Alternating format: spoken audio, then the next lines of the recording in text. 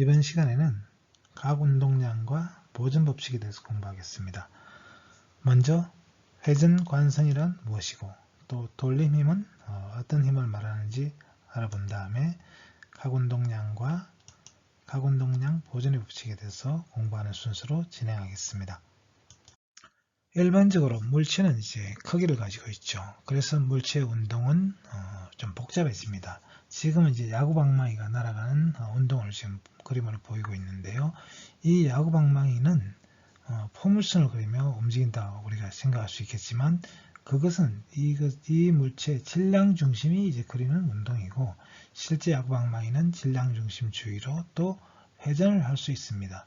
그래서 우리는 이 복잡한 물체의 운동을 질량 중심이 움직이는 운동, 이것을 선운동이라고 하고 그리고 그 주위로 돌아가는 이 각운동, 이 두 개로 나눠서 생각할 수가 있습니다. 자, 그래서 우리는 이제 선운동에 대한 운동량, 우리가 앞에서 배웠던 이 운동량은 선운동량이라고 부르는 양입니다. 그리고 회전하는 물체와 갖는 운동량을 각운동량이라고 하는데 이번 시간에는 각운동량에 대해서 공부를 해보도록 하겠습니다. 자, 지금 팽이가 돌고 있는데요. 이 돌고 있는 팽이는 운동을 하고 있으니까 운동량을 갖습니다. 그런데 이것은 질량 중심 자체는 이제 거의 움직이지 않아요. 그러나 이제 질량 중심 주위로 이 물체 자체가 이제 회전을 하고 있죠. 그래서 이것을 각운동량이라고 합니다. 자, 이런 각운동량도 이제 일종의 운동량과 같이 방향을 가지고 있습니다. 그래서 각운동량의 방향은 이제 물체가 회전하는 방향으로 4개의 손가락을 오른손으로 감싸쥐었을 때 엄지손가락이 가리키는 방향을 각 운동량의 방향이라고 정의합니다. 자, 이 팽의 경우는 이제 이렇게 물체가 이제 회전하고 있다면 이 화살표의 방향이 바로 각 운동량의 방향이 되겠습니다. 팽이가 만약에 반대로 돌고 있다면 각 운동량의 방향은 반대가 되겠죠. 자, 자전거가 이제 굴러가고 있습니다. 이 자전거도 마찬가지로 자전거 바퀴가 이렇게 회전을 하고 있다면 앞바퀴의 각운동량의 방향은 이런 방향이 되겠네요. 뒷바퀴가 똑같이 이제 이런 방향으로 돌아가고 있겠죠. 그래서 뒷바퀴의 각운동량의 방향도 이런 방향이 되겠습니다. 그래서 돌고 있는 팽이도 각운동량을 가지고 있고 굴러가는 자전거 바퀴도 각각 각운동량을 가지고 있습니다. 자, 그러면 선운동량과 각운동량은 서로 이제 대응하는 것입니다. 어떤 이동하는 운동이 선운동이라고 한다면 각운동량은 회전하는 운동이죠. 그래서 이제 선운동량은 질량 m인 물체가 속도 v로 움직인다고 할 때 질량 곱하기 속도 이것을 우리는 운동량이라고 하고 이걸 좀 더 정확하게 말하면 선운동량이라고 하고 이것을 기호 p로 이제 나타내고 있습니다. 자, 그러면 각운동량은 뭘까요? 어떤 원판이 회전을 하고 있다고 합시다. 그래서 이 원판이 회전하는 방향이 이제 이런 방향으로 회전을 하고 있다면 이제 이 속도를 우리는 각속도라고 합니다. 회전하는 단위 시간 동안에 돌아가는 각도가 얼마냐, 그것이 각속도죠.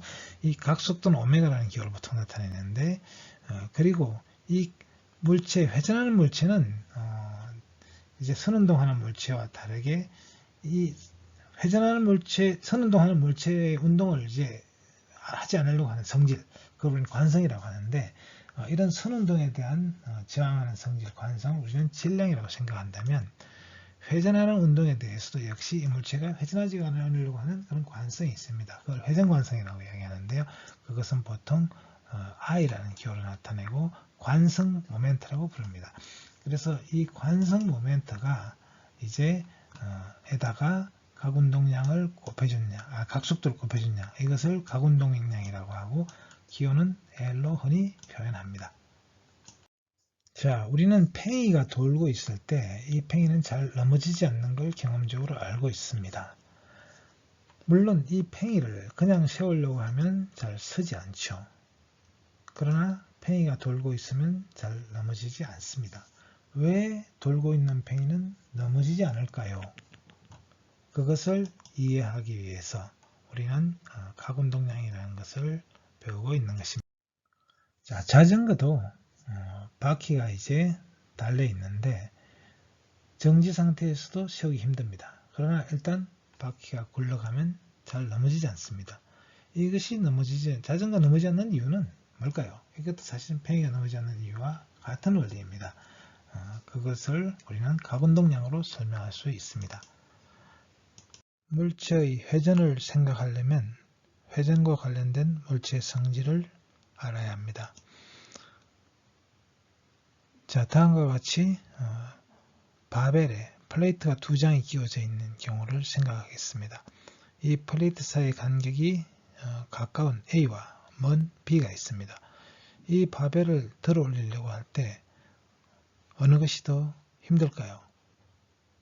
중량이 똑같기 때문에 A와 B는 그렇게 큰 차이는 없습니다.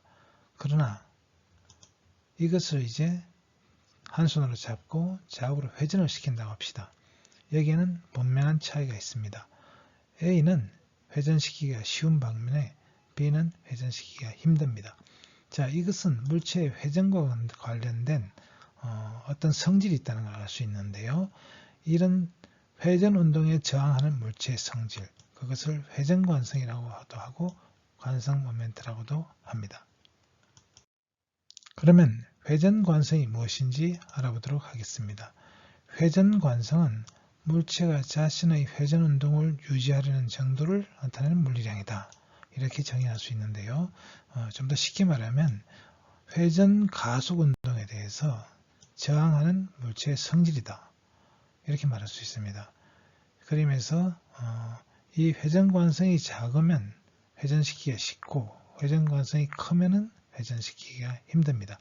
근데 이런 회전관성은 분명히 질량과 관련이 있습니다. 그러나 질량 말고도 중요한 것이 있는데 질량이 어떻게 분포하느냐 이것도 중요합니다. 그리고 어떤 축에 대해서 회전시키느냐 이것도 중요합니다.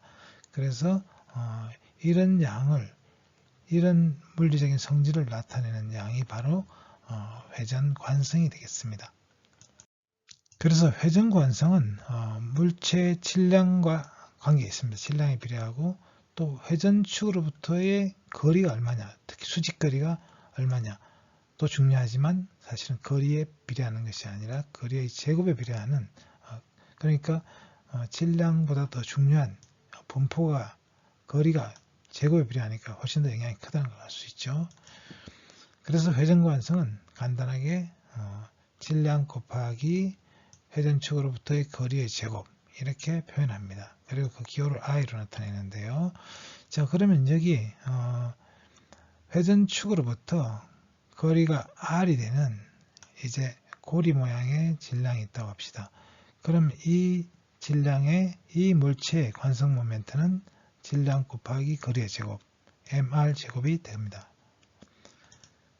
실제로 이제 이번에는 질량이 두 개가 매달려 있는 경우를 생각합시다. 그리고 거리가 r이고 그리고 질량이 m인 물체가 추가 두 개가 달려 있다고 할 때 그러면 이때 회전관성은 mr 제곱을 두 번 해줘야 되겠죠. 그래서 2mr 제곱이 됩니다.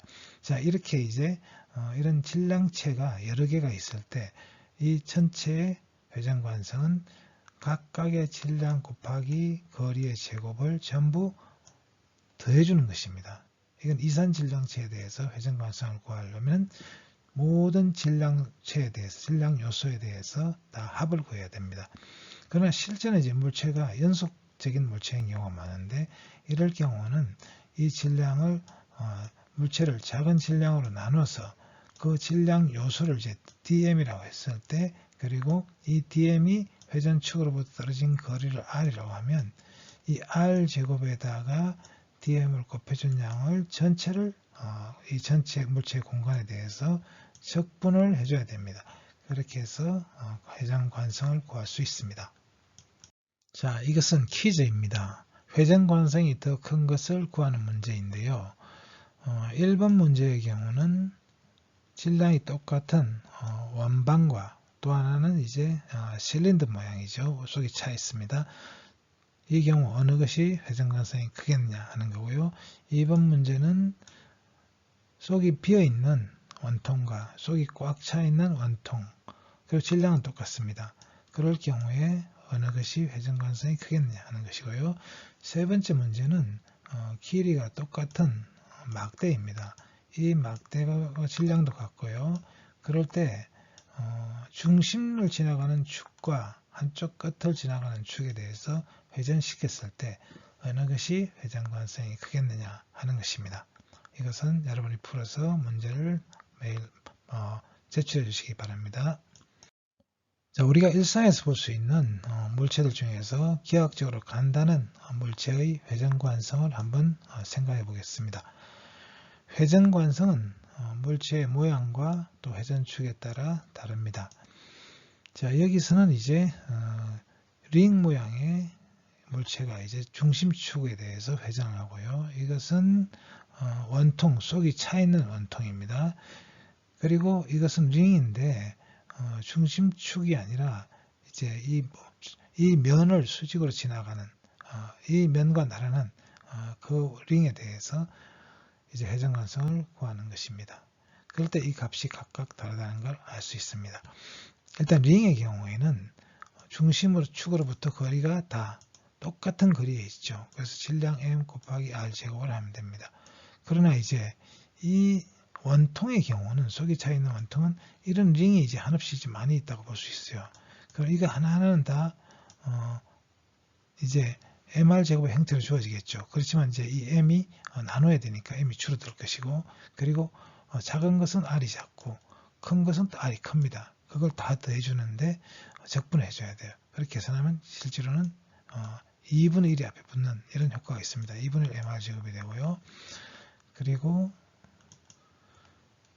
이번엔 이제 좀 두께가 있는 링입니다. 두께가 있는 링의 경우에는 이 내경과 외경과 관련이 있겠죠. 그래서 좀 복잡하게 표현이 됩니다.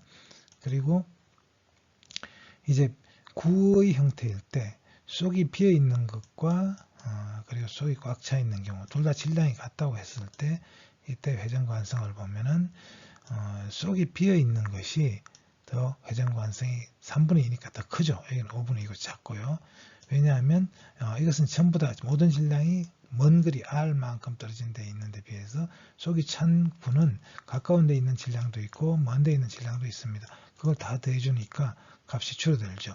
이것은 마치 링의 경우는 2분의 1이 안 붙지만 이제 속이 차 있는 원통의 경우는 2분의 1로 줄어드는 걸 볼 수 있습니다. 그것과 같은 효과가 되겠습니다.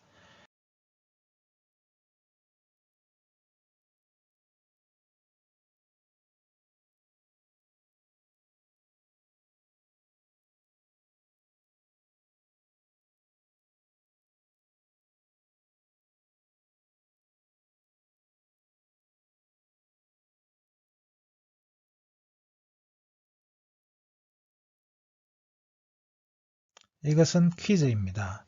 줄타기를 하는 고개선을 보면 긴 장대를 들고 타는 경우를 볼 수 있는데 고개선은 왜 장대를 사용할까요? 이 장대는 무슨 목적을 가지고 있는 것일까요?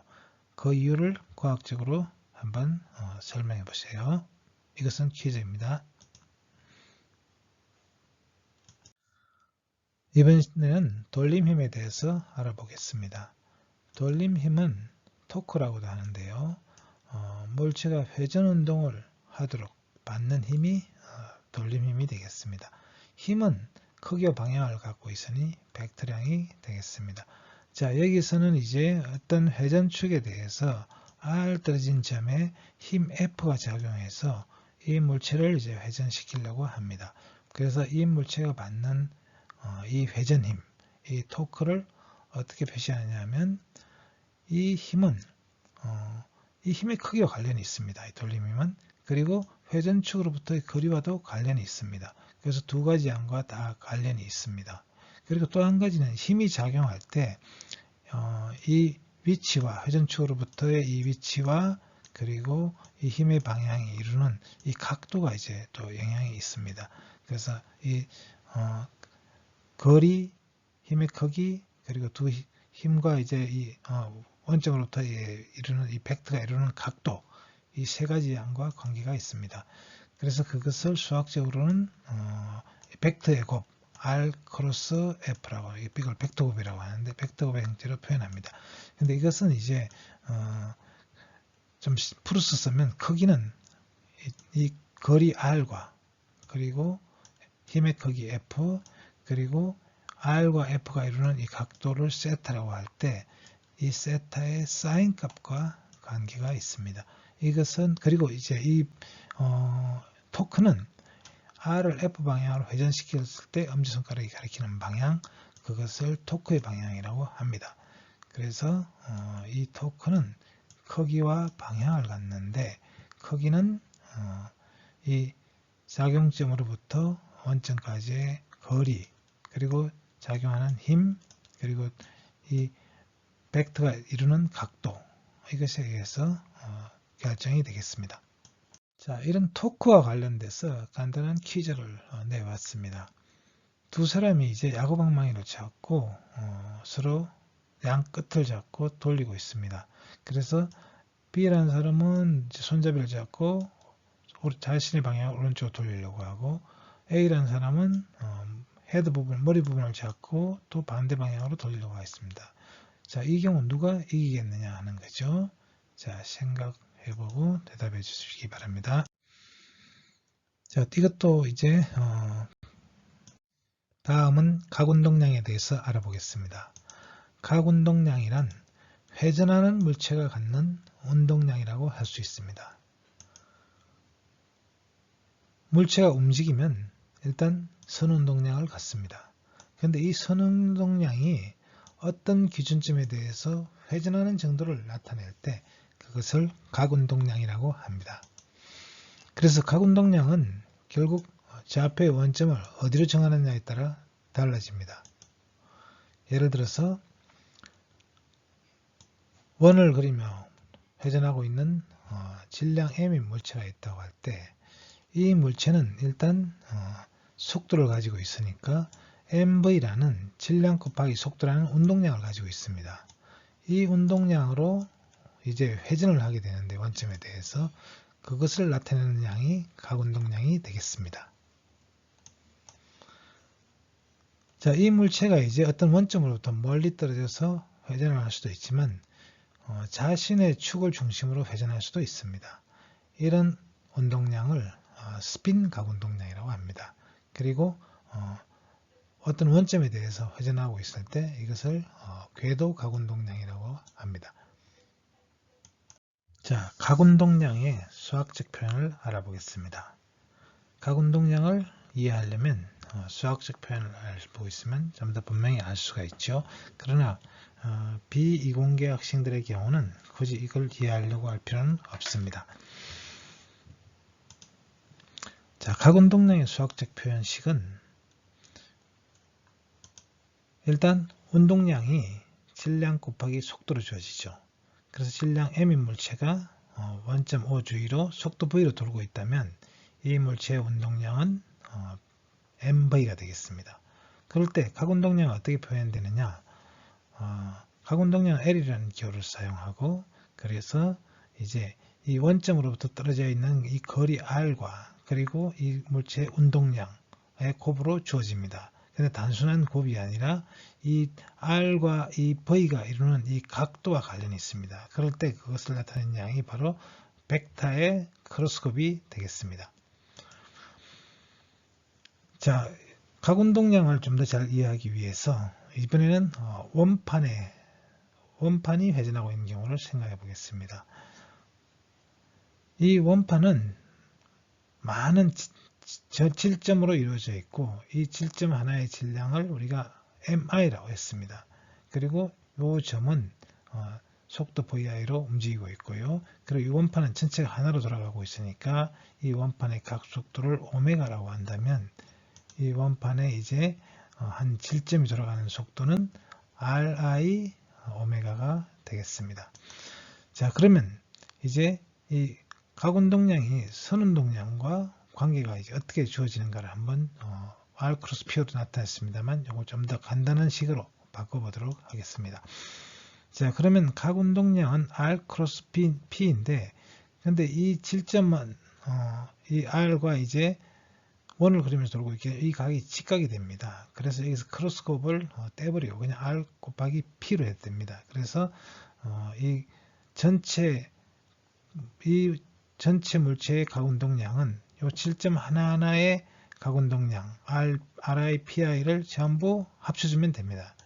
그리고 이 PI라는 것은 바로 질량 MI가 속도 VI로 움직이고 있으니까 MI, VI가 되겠고 또 VI는 RI, 오메가가 되니까 이 식은 MI, RI 제곱 오메가가 되겠습니다. 여기서 오메가는 이제 일정하니까 나머지 부분을 전부 하나로 합쳐서 이것을 우리가 I라는 대문자 I라고 쓸 수 있는데 이것이 바로 회전관성이 됩니다. 그래서 결국 이 각운동량은 I 오메가로 쓸 수 있죠. 이걸 팩트식으로 쓰면 이제 관성 모멘타 곱하기 각속도 그것이 바로 각운동량이 됩니다. 그래서 이 각운동량의 모양은 운동량의 모양과 똑같이 닮았다는 걸 알 수 있죠. 바로 질량에 해당되는 것이 회전운동에 대해서는 관성 모멘트가 되고 속도에 해당되는 것이 각속도가 됩니다. 그리고 운동량에 해당되는 것이 바로 각운동량이 되는 것이죠. 자, 이제 우리가 처음에 수업 서두에서 던졌던 질문, 팽이는 왜 넘어지지 않는가? 돌고 있는 팽이는 왜 넘어지지 않느냐는 거죠. 그리고 팽이가 돌다가 좀 힘이 약해지면 비틀비틀거리며 돕니다. 그러면 팽이는 왜 비틀거리면서 도는가? 이 문제를 생각해 보겠습니다. 결론부터 말하면 팽이가 세차 운동을 하기 때문인데요. 그럼 세차 운동이란 뭐냐? 회전하고 있는 강체, 단단한 물체란 말입니다. 단단한 고체. 이 강체에 돌림 힘이 작용할 때 회전하는 물체가 이리저리 흔들거리는 현상. 이것을 세차 운동이라고 합니다. 자, 팽이의 운동을 보시면 이 팽이의 축을 좀 이렇게 선으로 표시했습니다. 이렇게 회전하고 있는데 이 팽이가 그냥 기울어져서 그냥 원을 그리는 것이 아니라 비틀비틀 그리면서 이렇게 돌아갑니다. 그래서 팽이의 이 회전축이 수직축에 대해서 회전하는 것, 이것을 세차라고 합니다. 세차 운동. 그리고 또 이 축 자체가 흔들거리면서 돌아갈 때 이걸 이제 또 뉴테이션이라고도 이야기합니다. 자, 그래서 팽이가 이제 세차 운동을 하는 이유가 뭐냐? 팽이는 힘이 있을 때는 똑바로 서서 돌아가지만 이것이 힘이 떨어지면 기울어지게 됩니다. 바로 중력에 의해서 이제 기울어지는 건데요.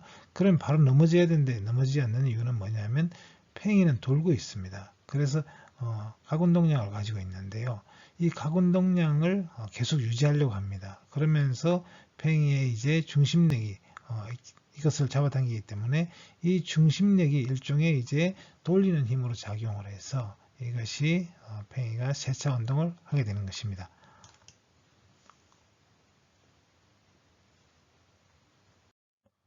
팽이가 세차 운동하는 것은 우리가 일상에서 볼 수 있는 북극성과 관련이 있습니다.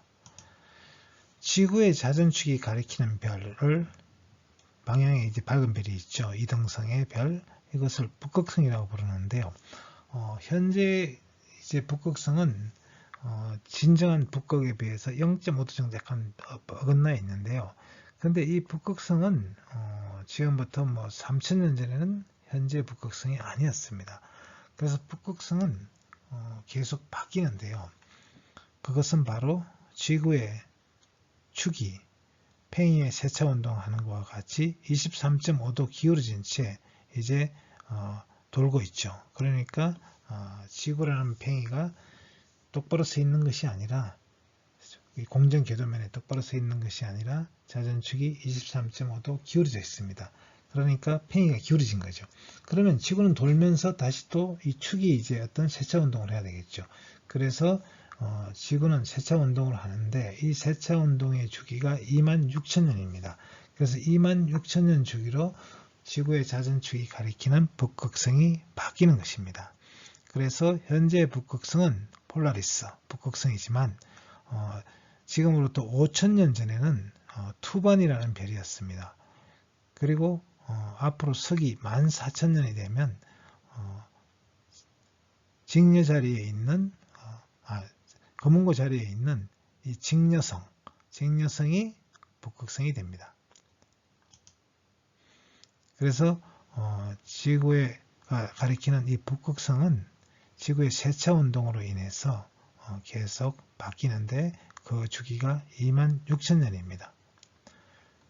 지구의 북극성이 바뀌어 왔다는 사실 자체가 지구가 세차 운동을 하고 있다는 증거다. 이렇게도 말할 수 있습니다. 회전하고 있는 물체는 각운동량을 가지고 있습니다.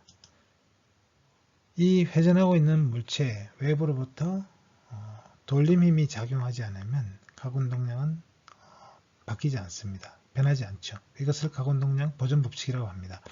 자, 그러면 팽이는 계속 돌려고 하는 성질을 가지고 있어요. 그래서 각운동량이 보존될 수 있는데 실제로는 바닥의 마찰에 의해서 에너지를 잃게 되고 또 공기 저항에 의해서 에너지를 잃게 됩니다. 그래서 팽이는 영원히 돌 수가 없는데요.